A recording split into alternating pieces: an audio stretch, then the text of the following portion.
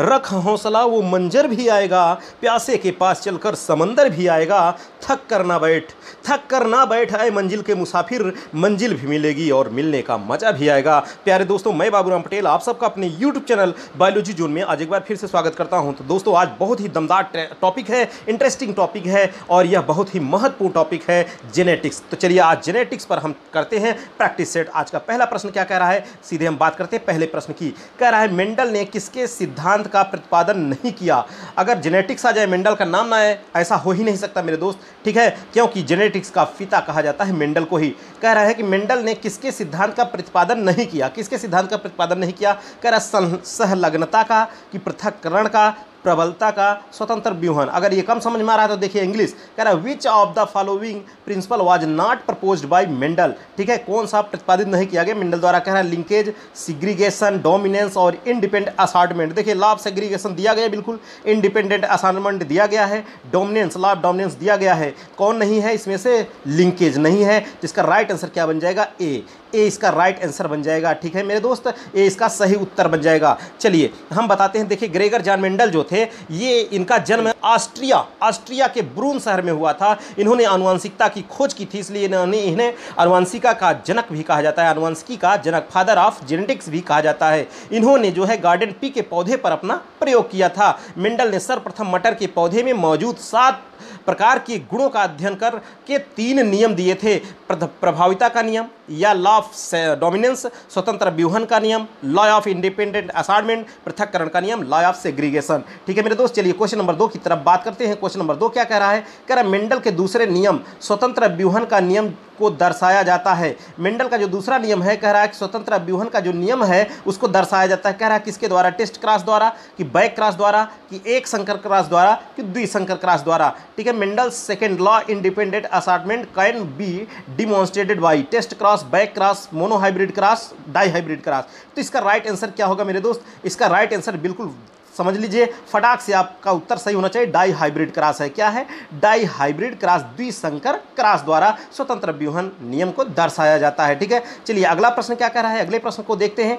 कह रहा है एक संकर क्रॉस का फिनोटिपिक अनुपात, फिनोटिपिक रेशियो, ठीक है, होता है। एक संकर देखिए कह रहा है the phenotypic ratio of monohybrid cross. Monohybrid cross का फिनोटिपिक रेशियो क्या होता है? कह रहा है कि 1:1, कि 1:1, 9:3:1। ये तो होगा ही नहीं 9:3:1, क्योंकि डाईहाइब्रिड का है, समझ रहे हैं। और कह रहा है 3:1। ठीक है, तो इसका राइट आंसर क्या हो जाएगा मेरे दोस्त? इसका राइट आंसर है बिल्कुल 3:1। ठीक है, 3:1। देखिए मैं बता दूं, इन्होंने मेंडल ने क्या किया, मोनोहाइब्रिड क्रॉस में जब लंबे पौधों के लिया था और छोटे यानी बौनों पौधों के लिया था। जब इसमें क्रॉस कराया था तो 3 जो है लंबे आए थे। 3 कैसे आए थे? लंबे पौधे आए थे, और एक कैसा था? शुद्ध बौना था। अब लंबे में भी जो अनुपात था मेरे दोस्त, 25% शुद्ध लंबे और 50% जो है संकर लंबे थे और 1% शुद्ध बौना था। तो इसका राइट आंसर है डी। ठीक है, 3:1। ठीक है, चलिए क्वेश्चन नंबर 4 की तरफ देखते हैं। 4 क्या कह रहा है? कह रहा है एक्सओ क्रोमोसोम असमानता है। एक्सओ क्रोमोसोम क्या है? कह रहा है कि डाउन सिंड्रोम है, टर्नर सिंड्रोम है, क्लिनफेल्टर सिंड्रोम है, कि एडवर्ड सिंड्रोम है। इसका राइट आंसर क्या होगा मेरे दोस्त? इसका राइट आंसर देखिए, हम आपको बता दें, इसका राइट आंसर है Turner syndrome. B is the right answer, Turner syndrome है। ठीक है, एक्सो क्रोमोसोम असामान्यता टर्नर सिंड्रोम है। ठीक है, कौन सा सिंड्रोम मेरे दोस्त? ये है टर्नर सिंड्रोम। ठीक है, देखिए कैसे टर्नर सिंड्रोम मोनोसोमिक डिसऑर्डर है। कैसा है? मोनोसोमिक डिसऑर्डर होता है। इसमें लिंग गुणसूत्र जो सेक्स क्रोमोसोम होती है उसकी संख्या में 1 की कमी आ जाती है। लिंग गुणसूत्र की संख्या में 1 की कमी आ जाती है, अर्थात 45, अर्थात 45 गुणसूत्र, अर्थात हम कह दें 45 गुणसूत्र का मतलब क्या? 44 A + XO, ठीक है, होते हैं। इस प्रकार के व्यक्ति नपुंसक स्त्री होते हैं और इन्हें मुख्य रूप से हिंजड़ा कहते हैं। क्या कहते हैं? हिंजड़ा। समझ रहे हैं। चलिए क्वेश्चन नंबर हम 5 की बात करते हैं। कह रहा मनुष्य के शुक्राणु में कितने लिंग गुणसूत्र पाए जाते हैं? How many sex chromosome are present in human sperm. कितने प्रकार के लिंग गुणसूत्र मनुष्य के शुक्राणु में, किसमें कह रहा है? स्पर्म में कह रहा है। आप जान रहे हैं कि स्पर्म में अगुणित होता है, अभी इतना ध्यान रखिएगा। मनुष्य के स्पर्म में कितने लिंग गुणसूत्र पाए जाते हैं, ऐसा यह कह रहा है मेरे दोस्त। तो इसका राइट आंसर क्या हो जाएगा? जी बिल्कुल फटाक से बता दीजिए। इसका राइट आंसर क्या होगा? इसका राइट आंसर है 1, ठीक है। A is the right answer, एक होता है। मनुष्य के शुक्राणु में कितने लिंग गुणसूत्र होते हैं? एक लिंग गुणसूत्र होता है। देखिए क्यों ऐसा होता है कि क्योंकि मानव का जो शुक्राणु है नरगैमीट है, ठीक है, और यह मुख्यतः अगुणित होता है और इसका निर्माण सूत्री विभाजन के फलस्वरूप वृषण में होता है, ठीक है। चलिए क्वेश्चन नंबर 6 की तरफ बढ़ते हैं। 6 क्या कह रहा है? 6 को देखते हैं। कह रहा है द्विगुणित जीव, द्विगुणित 2n, द्विगुणित जीव जिसमें एक जोड़े का एक गुणसूत्र नहीं है, मतलब एक कम हो गया, ठीक है। 2n है और एक कम है, ठीक है, अर्थात 2n-1 कहलाता है। अभी क्या कहलाएगा अगर एक कम हो गया? तो कह रहा है त्रिसूत्री ट्राइसोमिक, एक सूत्री मोनोसोमिक, चतुर्सूत्री टेट्रासोमिक और कह रहा है कि असूत्री नलिसोमिक। तो इसका राइट आंसर क्या हो जाएगा मेरे दोस्त? इसका सही उत्तर क्या है? ठीक है, तो इसका राइट आंसर है बिल्कुल मोनोसोमिक कहलाता है, ठीक है। Monosomic, B is the right answer, ठीक है। चलिए क्वेश्चन नंबर हम 7 की बात करते हैं। क्वेश्चन नंबर 7 क्या कह रहा है? कह रहा है पुरुषों में होने वाली एक अपसामान्यता जिसमें वृषण के ठीक से परिवर्धन न होने के कारण वे सदैव बांझ हो जाते हैं। मतलब कुछ ऐसे पुरुष हो जाते हैं जो बांझ हो जाते हैं क्योंकि उनमें एक अतिरिक्त यक्ष गुणसूत्र होता है। कैसा होता है? यक्ष गुणसूत्र 47 कह रहा है और फिर कह रहा है कि XXY, फिर ये क्या कहलाता है? 47 और XXY ये क्या कहलाता है? ठीक है, कह रहा है कि क्या कहलाता है भाई? कह रहा है हंटिंगटन डिजीज कहलाता है कि मार्फन सिंड्रोम कहलाता है, क्लीनफेल्टर सिंड्रोम कहलाता है, टर्नर सिंड्रोम कहलाता है। इसका राइट आंसर क्या है? इसका राइट आंसर है क्लीनफेल्टर सिंड्रोम कहलाता है। क्या कहलाता है? क्लीनफेल्टर सिंड्रोम कहलाता है, ठीक है। चलिए क्वेश्चन नंबर 8 की तरफ बढ़ते हैं। क्वेश्चन नंबर 8 क्या कह रहा है? 8 को देखिए, कह रहा है एक सूत्री पौधे में, किसमें? एक सूत्री पौधे में, मतलब मोनोसोमिक प्लांट में एक सूत्री पौधे में गुणसूत्रों की संख्या क्या होगी? एक सूत्री पौधों में गुणसूत्रों की संख्या क्या होगी? अभी मैंने बात किया था, ठीक है। इसका जो है जब कम हो जाती है एक द्विगुणित पौधे में, कह रहा है कि एक सूत्री पौधे में गुणसूत्र की संख्या क्या होगी? What is the number of chromosome in a monosomic plant? कह रहा है 2n+2, 2n-1, जी बिल्कुल 2n-1 यही होगा। B is the right answer. इसका सही उत्तर क्या है? बी ही है, ठीक है, B is the right answer. देखिए कैसे हो गया मोनोसोमिक। मैंने कहा था कि वह दशा है जब किसी एक गुणसूत्र सेट में एक गुणसूत्र की कमी हो जाती है, ठीक है, तो उसे क्या कहते हैं भाई? उसे कहते हैं मोनोसोमिक। चलिए क्वेश्चन नंबर 9 की तरफ बढ़ते हैं। क्वेश्चन नंबर 9 क्या कह रहा है? कह रहा है मंगोलाइड स्थिति संबंधित होती है, मंगोलाइड स्थिति संबंधित होती है। कह रहा है mongoloid condition is related to monosomy से, ट्राइसोमी से, नलीसोमी से, इनमें से किसी सोमी से नहीं। तो इसका राइट आंसर क्या है मेरे दोस्त? इसका राइट आंसर जी बिल्कुल फटाक से बताइए, इसका राइट आंसर क्या होगा? इसका राइट आंसर है बिल्कुल बी, ट्राइसोमी, ठीक है। क्या है? Trisomy is the right answer. 9 का B is the right answer, ठीक है। देखिए मैं बात बता दूं, मंगोलॉइड या इसे कहें या आप डाउन सिंड्रोम में 21वें जोड़ी के गुणसूत्र 2 की जगह 3 हो जाते हैं। कितने? 2 की जगह कितने हो जाते हैं? 3 हो जाते हैं। इस प्रकार इस रोग में उत्पन्न शिशु में केवल गुणसूत्रों की संख्या 46 के बजाय कितनी हो जाएगी? अब 47 हो जाती है। अतः यह क्या होता है? ट्राइसोमी सिंड्रोम है। चलिए क्वेश्चन नंबर 10 की बात करते हैं। क्वेश्चन नंबर 10 क्या कह रहा है उसको भी देखते हैं। देखिए क्वेश्चन नंबर 10 थोड़ा दुष्ट टाइप का लग रहा है, तभी नहीं आ रहा था। कह रहा है कि सिस्टिक फाइब्रोसिस किस प्रकार की आनुवंशिक बीमारी है? सिस्टिक फाइब्रोसिस किस प्रकार की आनुवंशिक बीमारी है? कह रहा है कि लिंग संलग्न अप्रभावी, ऑटोसोमल प्रभावी, लिंग संलग्न प्रभावी, ऑटोसोमल अप्रभावी। Which type of genetic disease cystic fibrosis is? ठीक है, तो इसका राइट आंसर क्या होगा? इसका राइट आंसर है, कह रहा है कि बिल्कुल ऑटोसोमल अप्रभावी, ठीक है, autosomal recessive is the right answer. इसका सही उत्तर क्या है? डी इसका सही उत्तर है, ठीक है। चलिए क्वेश्चन नंबर हमें 11 की तरफ बढ़ते हैं। क्वेश्चन नंबर 11 क्या कह रहा है मेरे दोस्त? कह रहा है अपूर्ण प्रभाविता में F2 पीढ़ी में होता है। अपूर्ण प्रभाविता में F2 पीढ़ी में होता है, ठीक है। क्या होता है F2 पीढ़ी में? कह रहा है फिनोटाइप तथा जीनोटाइप अनुपात समान होता है, ठीक है। अपूर्ण प्रभाविता में कह रहा है जीनोटाइप अनुपात 3:1 होता है, फिनोटाइप अनुपात 3:1 होता है, उपयुक्त में से कोई नहीं। तो इसका राइट आंसर क्या हो जाएगा मेरे दोस्त? ठीक है, इसका राइट आंसर क्या हो जाएगा? बिल्कुल फटाक से बताइए आप लोग, ठीक है, इसको आप फटाक से बता दीजिए। इसका राइट आंसर क्या है? फिनोटाइप तथा जीनोटाइप अनुपात क्या होता है? समान होता है। इसका राइट आंसर है ए, ठीक है। चलिए क्वेश्चन नंबर 12 की तरफ चलते हैं। भाई बिल्कुल लाइक तो करना भूलें ही ना आप लोग, बिल्कुल लाइक ठोक ही दीजिए, ठीक है। और इस बार मैं लेके आना हूँ, बहुत जल्दी लेके आ रहा हूँ, हो सकता है 20 के पहले ही लेके चला हूँ मैं। मैराथन क्लास होने वाली, बिल्कुल 125 प्रश्नों की सेट हमने तैयार कर रखी है, ठीक है। बहुत जल्द होने वाला है मेरे दोस्त, लेकिन आप लोग थोड़ा सा इसी तरीके से आप लोग मनोबल आप लोग भी बढ़ाते रहेंगे तो मज़ा आएगा, ठीक है।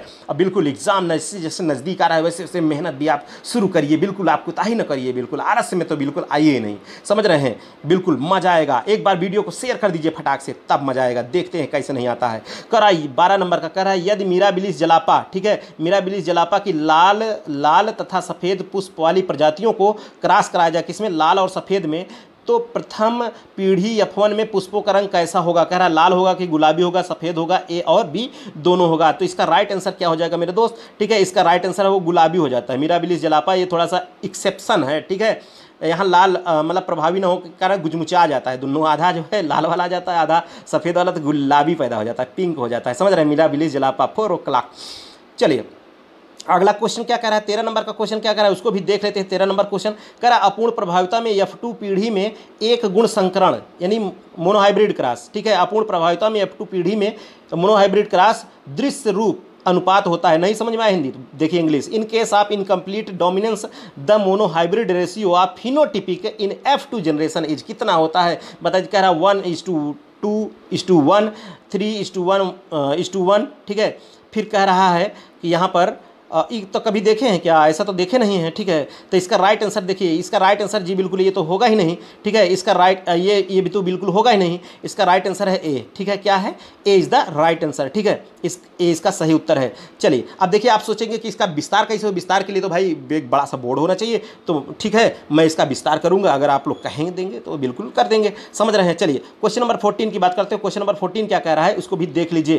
कह रहा है जब दोनों जनक रुधिर वर्ग ए बी हो, मतलब पत्नी का भी हो पति का भी हो, ब्लड कैसा हो, ब्लड ग्रुप ए बी हो, तो उनके बच्चों में हो सकता है, क्या हो सकता है? कह रहा ए बी तथा ओ रुधिर वर्ग, चारों हो सकता है। कह रहा ए बी तथा ए बी रुधिर वर्ग, ए तथा बी रुधिर वर्ग, ए बी तथा ओ रुधिर वर्ग। इसका सही उत्तर क्या होगा? इसका सही उत्तर जी बिल्कुल फटाक से बताइए। देखिए हम आपको बता दें ओ होने का चांस नहीं है, यहाँ पर क्या हो सकता? ए बी तथा ए बी रुधिर वर्ग होगा, ठीक है। ए बी तथा ए बी रुधिर वर्ग होने के चांस हो सकता है, ठीक है। चलिए अगला प्रश्न क्या कह रहा है मेरे दोस्त, अगले प्रश्न की तरफ हम बढ़ते हैं। प्रश्न नंबर 15 कह रहा है 15 में कि मानव रक्त समूह ए बी और ओ आ भी गया, ओ भी आ गया, एक उदाहरण है। इसके किसके उदाहरण है? चारों, समझ रहे हैं। कह रहा क्रमवाद, प्रवणता, द्विगुणिता की प्रवणता, बहुरूपता, ठीक है। Human blood group A B O are an example. अब भाई बहुत टाइप के हैं ये, बहुरूप दिखा रहे हैं, तो इसका राइट आंसर क्या होगा? पॉलीमॉर्फिज्म, बहुरूपता, ठीक है। बहुरूपता is the right answer, polymorphism. चलिए क्वेश्चन नंबर हम 16 की बात करते हैं। क्वेश्चन नंबर 16 क्या कह रहा है? 16 नंबर में देखिए कह रहा है ए बी ओ रक्त समूह के लिए, ए बी ओ रक्त समूह के लिए मानव समष्टि में कुल कितने जीन प्रारूप संभव हैं? For A B O blood group how many genotype are possible in human population, ठीक है। कह रहा 4 3 6 इनफाइनाइट। तो इसका सही उत्तर क्या होगा मेरे दोस्त? इसका सही उत्तर है 6, ठीक है। 6 इसका सही उत्तर है। देखिए ए बी ओ रक्त समूह के लिए मानव समष्टि जो में कुल 6 जीन प्रारूप तथा यथा जैसे ए कौन ए हो गया, ए ओ हो गया और बी हो गया, बी हो गया, अब बी ओ हो गया, समझ रहे हैं। ए बी हो गया, ए बी और ओ हो गया, समझ रहे हैं। तो कितने संभव हैं? 6 संभव हैं। चलिए क्वेश्चन नंबर 17 की बात करते हैं। क्वेश्चन नंबर 17 क्या कह रहा है? देखिए कह रहा है एक जीन के युग्म विकल्पी द्वारा दूसरे जीन के युग्म विकल्पी विरोध की परिघटना को क्या कहते हैं? नहीं समझ में आया हिंदी इंग्लिश देखिए। The phenomena in which an allele of one gene suppress the activity of an allele of another gene is known as, जिसे क्या कहेंगे? कह रहा डोमिनेंस कहेंगे कि इनएक्टिवेशन कहेंगे, इपिस्टेसिस कहेंगे, सुप्रेशन कहेंगे। इसका राइट आंसर क्या है? इसका राइट आंसर क्या हो जाएगा मेरे दोस्त? इसका राइट आंसर है इपिस्टेसिस, ठीक है। सी इज द राइट आंसर, इपिस्टेसिस, ठीक है। चलिए क्वेश्चन नंबर 18 की तरफ बढ़ते हैं। क्वेश्चन नंबर 18 क्या कर रहा है? कह रहा संपूरक जीन में 9:3:3:1 अनुपात किसमें रूपांतरित होता है? संपूरक जीन में कह रहा है 4:1 में कि 9:7 में कि 12:3:1 में कि 1:1। ये दुष्ट तो होगा ही नहीं, समझ रहे हैं। ए और डी तो होगा ही नहीं, बिल्कुल ये नहीं होगा, ठीक है। अब बी और सी में से कौन होगा? बिल्कुल कमेंट करके आप बता ही दीजिए कौन होगा। इसका राइट आंसर क्या है? देख लीजिए 9:3:3:1 ratio is modified complementary gene as. तो इसका राइट आंसर है बी, 9:7, ठीक है। 9:7 इज द राइट आंसर, ठीक है। अब चलिए 19 नंबर क्वेश्चन क्या कह रहा है? 19 नंबर क्वेश्चन को देखते हैं। कह रहा जीन मुख्यतः बने होते हैं, जीन मुख्यतः किसके बने होते हैं? बताइए जीन किसके बने होते हैं? कह रहा डीएनए से बने होते हैं, आरएनए से, कि लिपिड प्रोटीन से, केवल प्रोटीन से। Genes are mainly made up of DNA, RNA, lipid protein, mainly यानी प्रोटीन वनली। तो इसका राइट आंसर क्या है? इसका राइट आंसर है डीएनए से बने होते हैं। किसके बने होते हैं? डीएनए से बने होते हैं। जीन्स डीएनए के छोटे छोटे खंडों को कहते हैं, ठीक है, जो कि कई न्यूक्लियोटाइड या पॉलीन्यूक्लियोटाइड के बने होते हैं। अब प्रत्येक न्यूक्लियोटाइड 3 छोटे अणुओं से बना होता है, नाइट्रोजनी बेस, पेंटोज, शर्करा और फास्फेट। समझ रहे हैं? चलिए क्वेश्चन नंबर 20 की बात करते हैं। क्वेश्चन नंबर 20 क्या कह रहा है? देखिए 20 नंबर तो काफी लंबा चौड़ा दिख रहा है, हो तो आप घबराइएगा नहीं, समझ रहे हैं, लंबा चौड़ा देख करके। कह रहा है यदि कोई दुर्लभ आनुवंशिक रोग एक्स संलग्न प्रभावी जीन के रूप में वंशागत होता है तो प्रत्याशा होगी कि प्रभावित पिताओं के 100% प्रभावित पुत्र होंगे, प्रभावित माताओं के 100% प्रभावित पुत्रियां होंगी, प्रभावित पिताओं के 100% प्रभावित पुत्रियां होंगी, प्रभावित माताओं के 100% प्रभावित पुत्र होंगे। ठीक है, तो इसका राइट आंसर क्या होगा भाई? बता दीजिए। इसका राइट आंसर है सी, प्रभावित पिताओं के 100% प्रभावित पुत्रियां होंगी। सी इसका सही उत्तर है। Affected father have 100% affected daughters. ठीक है, चलिए क्वेश्चन नंबर अगला देखते हैं। क्वेश्चन नंबर 21 की बात करते हैं। 21 क्या कह रहा है? कह रहा है नॉनसेंस कोडान है, नॉनसेंस कोडान है, ऐसा कह रहा है नॉनसेंस। ठीक है, गाली नहीं समझ लीजिएगा कि नॉनसेंस कह रहे हैं, नॉनसेंस कोडान है। कह रहा है क्या है? नॉनसेंस कोडान आर कह रहा है AUG AAAU, ऐसे नहीं, ऐसे आपको पढ़ने से काम नहीं चलेगा मेरे दोस्त। मैंने आपको बताया था अपने पिछले लेक्चर जो हमने जेनेटिक्स का बनाया था, उसमें कहा था उग उआ उगा। ठीक है, नॉनसेंस कोडान क्या है? उग उआ उगा, उग उग, ठीक है, उग उआ उआ और उगा। ठीक है, यही अब मिला लीजिए किसमें है। ठीक है, उग उआ उगा। ठीक है, नॉनसेंस कोडान है। मिला लीजिए किससे मिल रहा है भाई? किससे मिल रहा है? इससे तो मिल नहीं रहा है, इससे जी से शुरू है नहीं, यू से शुरू कौन है? सी। तो इसका राइट आंसर क्या है? सी इसका राइट आंसर है। ठीक है, चलिए क्वेश्चन नंबर हम 22 की तरफ बढ़ते हैं। क्वेश्चन नंबर 22 क्या कर रहा है उसको देखते हैं। कह रहा निम्न में कौन सा अमीनो अम्ल भोजन में अवश्य उपस्थित होना चाहिए? ल भैया, कौन सा अमीनो अम्ल भोजन में जरूर उपस्थित होना चाहिए? कह रहा है which of these amino acid must be present in the diet? Valine, glycine, alanine, serine. तो इसका राइट आंसर क्या होगा? इसको बताइए भाई, इसका राइट आंसर क्या होगा? इसका राइट आंसर है वायलिन। क्या होना चाहिए? Violin is the right answer. Violin होना जरूरी है। ठीक है, चलिए अगला प्रश्न क्या कर रहा है? अगले प्रश्न की तरफ बढ़ते हैं। 23 नंबर का क्वेश्चन क्या कर रहा है उसको भी देख लेते हैं। 23 नंबर का क्वेश्चन कह रहा है एक वर्णांध पुरुष की शादी एक वर्णांध पुरुष की पुत्री से हो जाता है। मतलब एक वर्णांध पुरुष की शादी, एक वर्णांध पुरुष है, इसकी शादी किससे हो जाती है? कह रहा है कि शादी एक वर्णांध पुरुष की पुत्री, मतलब पुरुष की पुत्री से, वो भी पुत्री जो है, मतलब महिला भी कैसी है? वर्णांध की पुत्री है। ठीक है, हो जाती, तब उसकी संतानों में क्या होगा? कह रहा उनकी कोई भी पुत्री वर्णांध नहीं होगी, सभी पुत्र वर्णांध होंगे, सभी पुत्रियां वर्णांध होंगी, 50% पुत्र वर्णांध होंगे। तो इसका राइट आंसर क्या हो जाएगा मेरे दोस्त? बताइए। इसका राइट आंसर जी बिल्कुल 50% पुत्र वर्णांध होंगे। कैसे होंगे? 50% पुत्र वर्णांध होंगे। D is the right answer. ठीक है, इसका डी सही उत्तर है। चलिए अगला प्रश्न देखते हैं। अगला प्रश्न क्या है? अब इन प्रश्नों की व्याख्या देखने के लिए आप हमारे लेक्चर को आप देख सकते हैं। ठीक है जी बिल्कुल, अगर आप लोगों ने रिक्वेस्ट किया तो एक ट्रिकी टाइप का बेहतरीन व्याख्यात्मक जो है लेक्चर भी उपलब्ध हो जाएगा, लेकिन समय कम है। आप लोग प्रैक्टिस से ज़्यादा आप करें तो ज़्यादा बेटर होगा। कह रहा है कि सन 1946 में अपने कार्य के लिए एच.जे. मुलर को नोबेल पुरस्कार मिला था। 1946 में अपने कार्य के लिए, कौन से कार्य के लिए मिला था नोबेल पुरस्कार एच.जे. मुलर को? ठीक है, कह रहा जंतुओं में एक्स रश्मि उत्परिवर्तनों पर, ये रश्मि उसमें नहीं समझ में आ रहा है। ये देखिए अंग्रेजी देखिए, H J. Muller was awarded Nobel prize in 1946 for his work on X ray mutation in animal Drosophila पर। ठीक है, ऐसा करें, सही समझ में आ रहा है बिल्कुल कि chemistry of nucleic acid, human cancer, mechanism of protein synthesis. तो इसका राइट आंसर क्या होगा? इसका राइट आंसर है A, X ray mutation in animals. X ray mutation in animals. देखिए मुलर ने सर्वप्रथम ड्रोसोफिला में एक्स किरणों द्वारा कृत्रिम उत्परिवर्तन उत्पन्न किया था। ठीक है, इस कार्य के लिए ही इन्हें 1946 में नोबेल पुरस्कार दिया गया था। चलिए अगला क्वेश्चन नंबर 25 की बात करते हैं। कह रहा एक कोशिका जिसमें गुणसूत्रों के 10 जोड़े हैं, एक कोशिका जिसमें गुणसूत्र के कितने जोड़े हैं? 10 जोड़े हैं, उसमें कितने सहलग्न वर्ग होंगे? बताइए कितने सहलग्न वर्ग होंगे? कह रहा 5 कि 10 कि 15 20। इसका राइट आंसर क्या होगा मेरे दोस्त? इसका राइट आंसर है जी बिल्कुल, बताइए फटाक से बताइए। इसका राइट आंसर होगा 10, बी। इसका राइट आंसर क्या है? B is the right answer. ठीक है, चलिए अगला प्रश्न क्या कह रहा है? अगले प्रश्न की तरफ बढ़ते हैं। क्वेश्चन नंबर हम 26 की बात करते हैं। 26 नंबर में कह रहा है मक्के के पौधे में 10 जोड़े अर्थात 20 गुणसूत्र हैं। 10 जोड़ी का मतलब कितना? 20 हुआ ना। इसमें कितने सहलग्न समूह होने चाहिए? अब पूछ रहा कितने सहलग्न समूह होने चाहिए। ठीक है, मक्का में पूछ रहा है, किसमें? मक्का में। कह रहा 5 कि 10 कि 20 कि 40। इसका राइट आंसर क्या हो जाएगा मेरे दोस्त? इसका राइट आंसर हो जाएगा बिल्कुल बी, 10। ठीक है, क्या?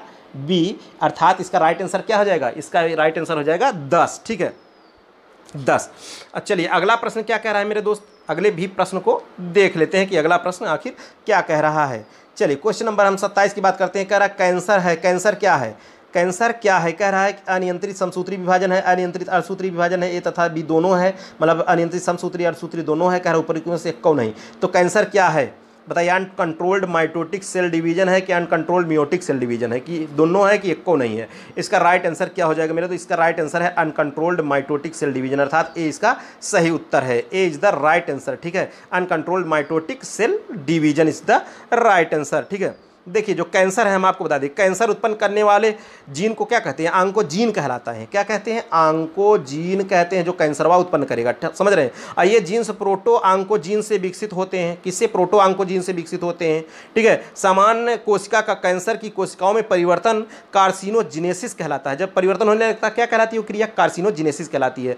इसमें अनियंत्रित सूत्री विभाजन के द्वारा कोशिकाओं में वृद्धि होती रहती है, ठीक है। चलिए क्वेश्चन नंबर 28 की बात करते हैं। क्वेश्चन नंबर 28 क्या कर रहा है उसको भी देख लेते हैं। क्वेश्चन नंबर 28 कह रहा वाई क्रोमोसोम पर स्थित तथा पिता से पुत्र को प्रेषित होने वाला जीन क्या कहलाता है। वाई क्रोमोसोम पर स्थित तथा पिता से पुत्र को प्रेषित होने वाला जीन क्या कहलाता है। कह रहा अप्रभावी जीन, प्रभावी जीन, होलैंड्रिक जीन, अनुपूरक जीन, तो क्या कहलाएगा। इसका राइट आंसर क्या है मेरे दोस्त, इसका राइट आंसर है holandric gene. C is the right answer, ठीक है, होलैंड्रिक जीन। चलिए क्वेश्चन नंबर 29 की बात करते हैं। क्वेश्चन नंबर 29 क्या कह रहा है, कह रहा है निम्नांकित में से कौन एक स्वप्रतिरोधी बीमारी है। स्वप्रतिरोधी बीमारी इसमें से कौन है, ऐसा कह रहा है भाई। स्वप्रतिरोधी बीमारी इनमें से कौन है, ऐसा कह रहा है, तो इसको भी देख ही लीजिए कि क्या है। कह रहा है कि पर्सीनियस एनीमिया, मिस्थीनिया ग्रेविस की स्किड या CID एल्बिनिज्म, तो इसका राइट आंसर क्या हो जाएगा मेरे दोस्त, ठीक है। इसका राइट आंसर है myasthenia gravis. Myasthenia gravis is the right answer, अर्थात 20 का सही उत्तर है मिस्थीनिया ग्रेविस, ठीक है। Auto immune disorder, auto immune disorder है। अब कैसे है समझिए, मिस्थीनिया ग्रेविस एक ऑटो इम्यून रोग है। इस रोग में पेशी तंत्रीय संधि को नष्ट करने वाले प्रतिरक्षी जो होते हैं एंटीबॉडीज बनने लगते हैं, जिससे पेशियां क्या होने लगती हैं, कमजोर होने लगती हैं, समझ रहे हैं। चलिए क्वेश्चन नंबर 30 की बात करते हैं। क्वेश्चन नंबर 30 क्या कह रहा है, कह रहा है डीएनए का इंटरकैलेटिंग कारक है। डीएनए का इंटरकैलेटिंग कारक है, कह रहा पेनिसिलिन, रिसरपिन, ठीक है, रिसरपिन, नाइट्रोसोगुआडिन, कह रहा एस्पिरिन, ठीक है। ऐसे ऐसे नाम आ जाते हैं ना, दवा के गुस्सा लगता है मार इनका तमाचा ही दे दें, समझ रहे हैं। चलिए कोई बात नहीं भाई, कोई बात नहीं, समझ रहे, तभी तो मज़ा आता है। कह रहा है कि इसमें से कौन, कह रहा the intercalating agent of DNA is penicillin, reserpine कि नाइट्रोसोगुआनिडीन, एस्पिरिन, तो इसका राइट आंसर क्या हो जाएगा। इसका राइट आंसर है सी इज द राइट आंसर, नाइट्रोसोगुआनिडीन, ठीक है, नाइट्रोसोगुआनिडीन इसका राइट आंसर है, ठीक है। चलिए क्वेश्चन नंबर 31 की बात करते हैं। क्वेश्चन नंबर 31 क्या कह रहा है उसको भी देख लेते हैं। कह रहा है कि डीएनए और आरएनए के बीच समानता यह है कि दोनों क्या है, डीएनए आरएनए दोनों के बीच समानता क्या है, किसमें, कह रहा है दोनों गुम्फित होते हैं, में समान शर्करा होती है, मतलब डीएनए आरएनए दोनों में समान शर्करा होती है। कह रहा न्यूक्लियोटाइड के बहुलक होते हैं, में समान पिरिमिडीन होते हैं, तो इसका राइट आंसर क्या होगा। देखिए शर्करा समान तो नहीं होती है, सोस पेंटोस ऐसे ऐसे शर्कराएँ होती हैं, इसमें न्यूक्लियोटाइड के बहुलक होते हैं। क्या होते हैं, न्यूक्लियोटाइड के बहुलक होते हैं ये दोनों, ठीक है। न्यूक्लियोटाइड के क्या होते हैं, बहुलक होते हैं, तो इसका उत्तर क्या होना चाहिए, सी इसका सही उत्तर है, ठीक है, सी इसका सही उत्तर है। कैसे, मैं बताता हूँ। देखिए डीएनए और आरएनए न्यूक्लिक अम्ल है, क्या है, न्यूक्लिक एसिड है, ठीक है, और जो कि न्यूक्लियोटाइड के बहुलक हैं, किसके हैं, न्यूक्लियोटाइड के बहुलक हैं, अर्थात ये बहुत सी न्यूक्लियोटाइड से मिलकर बनते हैं, ठीक है। प्रत्येक न्यूक्लियोटाइड 3 अणुओं से मिलकर जान ही रहे हैं आप, नाइट्रोजनी बेस है जिसमें प्यूरिन और पिरिमिडीन है, अपेंटोस शुगर है तथा फास्फेट है, समझ रहे हैं। चलिए क्वेश्चन नंबर 32 की बात करते हैं। क्वेश्चन नंबर 32 क्या कह रहा है कि डिप्लोकोकस निमोनिया पर ग्रिफिथ के परीक्षणों ने दर्शाया। एक बार वीडियो जो लोग नए हैं, चैनल पे नए हैं, तो चैनलों को थोड़ा सब्सक्राइब कर लीजिए आप लोग, अब वीडियो को थोड़ा सा लाइक कर दीजिए और ज़्यादा शेयर कर दीजिए, अभी भी मौका है, संख्या थोड़ा दिखा दीजिए, जिससे हमारे भी अंदर थोड़ा ऊर्जा आ जाए भाई, तभी तो मैराथन बस आ गई मुँह आने पे, समझ रहे हैं। डिप्लोकोकस निमोनिया पर ग्रिफिथ के परीक्षणों ने दर्शाया। कह रहा है क्या दर्शाया? ट्रांसडक्शन की transformation, replication, conjugation. Griffith experiment on Diplococcus pneumoniae showed. ठीक है, जो ग्रिफिथ ने डिप्लोकोकस निमोनियाe पर प्रयोग किया था उसने किसको दर्शाया था? ट्रांसडक्शन को दिखाया था कि ट्रांसफॉर्मेशन को दिखाया था कि रिप्लिकेशन को दिखाया था कि कंजुगेशन को दिखाया था? किसको दिखाया था? तो इसका राइट आंसर ट्रांसफॉर्मेशन को दिखाया था। ठीक है, किसको दिखाया था? ट्रांसफॉर्मेशन को दिखाया था। ठीक है, 20 का सही उत्तर है। अब अगला प्रश्न क्या कर रहा है? अगले प्रश्न को देखिए, प्रश्न नंबर 33 कह रहा है कि एक जीवाणु में फार्मिलेटेड मेथियोनिन के लिए आनुवंशिक कूट होता है। एक जीवाणु में, एक बैक्टीरिया में फार्मिलेटेड मेथियोनिन के लिए आनुवंशिक कूट होता है, क्या होता है? कह रहा है UAA, AUG कि AUU, GUA। इसका सही उत्तर क्या होगा? The genetic codon for formylated methionine in a bacterium is. ठीक है, तो इसका सही उत्तर क्या होगा? इसका सही उत्तर है AUG। ठीक है, AUG इसका राइट आंसर है। चलिए क्वेश्चन नंबर 34 की बात करते हैं। 34 कह रहा है आनुवंशिक कूट के निम्न गुण होते हैं। आनुवंशिक कूट के कौन से गुण होते हैं? कह रहा है ट्रिपलेट कूट, कह रहा है प्रपहरासित डीजेनरेटेड कूट, अनतिव्यापी, ऐसे नाम है हिंदी में, नॉन ओवरलैपिंग संकेत, उपर्युक्त सभी। यानी properties of genetic code. Genetic code की प्रॉपर्टी कौन है? कह रहा है the code is triplet, the code is degenerate, the code is non overlapping, all of the above. इसका सही उत्तर क्या है? इसका सही उत्तर है ऑल ऑफ द एबव। ठीक है, D is the right answer. इसका सही उत्तर क्या है? डी। चलिए क्वेश्चन नंबर 35 की बात करते हैं। 35 नहीं है, 36 आ गया। चलो स्लाइड भाग गई, कोई बात नहीं, 36 नंबर में देखते हैं, तभी 36 इंच का हम लोगों का सीना बनेगा। समझ रहे हैं? पढ़ेंगे मस्त से तभी। कह रहा है कैरियोटाइप दर्शाता है। कैरियोटाइप क्या दर्शाता है? कैरियोटाइप दर्शाता है, कह रहा है गुणसूत्र का रासायनिक संगठन, गुणसूत्र का फिनोटिपिक प्रकटन, एक गुणसूत्र का फिनोटिपिक प्रकटन। समझ रहे हैं? कह रहा है गुणसूत्र का जेनेटिक मानचित्र। Karyotype refers to chemical composition of chromosome, phenotypic appearance of chromosome, phenotypic appearance of one chromosome, genetic map of chromosome. तो इसका राइट आंसर क्या है? इसका राइट आंसर है बी। ठीक है, बी, फेनोटिपिक अपीयरेंस ऑफ क्रोमोसोम। ठीक है, इसका सही उत्तर क्या है? बी, गुणसूत्र का फिनोटिपिक प्रकटन। गुणसूत्र का फिनोटिपिक प्रकटन इसका सही उत्तर है। ठीक है, अगला देखिए 37 नंबर का क्वेश्चन क्या कह रहा है? 37 नंबर का क्वेश्चन उसको भी थोड़ा देख लीजिए। अच्छा, आप सोच रहे होंगे ये कैसे हो गया, तो देखिए मैं थोड़ा सा बता दूं इसमें कि एक कोशिका या जीव के सभी जो गुणसूत्र का संपूर्ण विवरण, जैसे संख्या, प्रकार, विशेषता, ये सब कैरियोटाइप कहलाता है। क्या कहलाता है? कैरियोटाइप कहलाता है। ठीक है, और जबकि गुणसूत्र पर जीन के सीक्वेंस निर्धारण को गुणसूत्र मानचित्रण अर्थात क्रोमोसोमल मैपिंग कहते हैं। समझ रहे हैं? क्वेश्चन नंबर 37 क्या कह रहा है उसको भी देखिए। कह रहा है पौधों में लिंग गुणसूत्रों की खोज निम्न में सर्वप्रथम किसमें हुई? पौधों में लिंग गुणसूत्रों की खोज निम्न में सर्वप्रथम किसमें हुई? कह रहा है पिस्टिया में हुई कि स्फेरोकार्पस में हुई कि मैफ्रोलेपिस में हुई कि पाइनस में हुई? किस में हुआ भाई? Which of the following the sex chromosome were discovered for the first time in plants? ठीक है, पिस्टिया, स्फेरोकार्पस, मैफ्रोलेपिस, पाइनस। इसका सही उत्तर क्या है? इसका सही उत्तर है बी। ठीक है, स्फेरोकार्पस। स्फेरोकार्पस इज द राइट आंसर। चलो क्वेश्चन नंबर हम 38 की बात करते हैं। कह रहा लैंगिक असंगति को दूर किया जा सकता है। लैंगिक असंगति, sexual incompatibility can be overcome by किसके द्वारा? अंडाशय संवर्धन द्वारा, जीव द्रव्य के एकीकरण द्वारा, पात्रे संसेचन द्वारा, पराग संवर्धन द्वारा। तो इसका राइट आंसर क्या होगा मेरे दोस्त? इसका राइट आंसर है in vitro pollination. In vitro pollination, पात्रे संसेचन द्वारा, सी इसका सही उत्तर है। ठीक है, चलिए क्वेश्चन नंबर हम 39 की बात करते हैं। कह रहा है पैतृक पीढ़ी के समयुग्मता, पैतृक पीढ़ी के समयुग्मक युग्म रूपता या विषम युग्म रूपता को सुनिश्चित करने के लिए प्रयुक्त क्रास है। कह रहा उत्क्रमणी क्रास है, पूर्व क्रास, सहलग्नता क्रास, विनिमय। देखिए अंग्रेजी समझिए। कह रहा the cross applied to a certain homozygosity और heterozygosity of the parents is reciprocal cross, back cross, linkage cross, crossing over. ठीक है, तो इसका सही उत्तर क्या है? इसका सही उत्तर है बी, बैक क्रॉस। ठीक है, back cross is the right answer. चलिए क्वेश्चन नंबर हम 40 की बात करते हैं। क्वेश्चन नंबर 40 क्या कह रहा है उसको भी देख लेते हैं। कह रहा है निम्नांकित में से एक वाहक के रूप में वाह्य जीन को, निम्नांकित में से एक वाहक के रूप में वाह्य जीन को वाहित करने की क्षमता सबसे ज़्यादा है। सबसे ज़्यादा which of the following has maximum capacity to carry a foreign gene as a vector? ठीक है, एज अ वेक्टर। कह रहा है BAC है कि प्लाज्मिड है कि कॉस्मिड है, YAC है? तो इसका राइट आंसर क्या है? इसका राइट आंसर है डी, YAC। YAC क्या है? YAC का मतलब है yeast artificial artificial chromosome, yeast artificial chromosome. ठीक है, तो डी इसका सही उत्तर है। तो प्यारे दोस्तों, यह लेक्चर कैसा लगा आप लोग एक बार जोरदार कमेंट करके बताइए कि आपको यह लेक्चर कैसा लगा। फिर हम आपके लिए ऐसे ही डेली लेक्चर लाते रहेंगे। ठीक है, चलिए आज के हमारी इस क्लास में दोस्तों बस यहीं तक, फिर मिलेंगे नेक्स्ट लेक्चर के साथ। Okay, thank you.